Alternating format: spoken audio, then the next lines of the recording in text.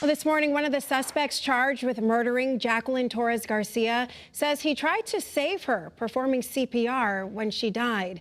Jonatan Nanita argues Jacqueline's mother and his former girlfriend, Carla Garcia, abused and starved Jacqueline to death. Garcia is due in court tomorrow, and a judge is now weighing the evidence presented during yesterday's hearing to see whether Nanita should still face a murder charge.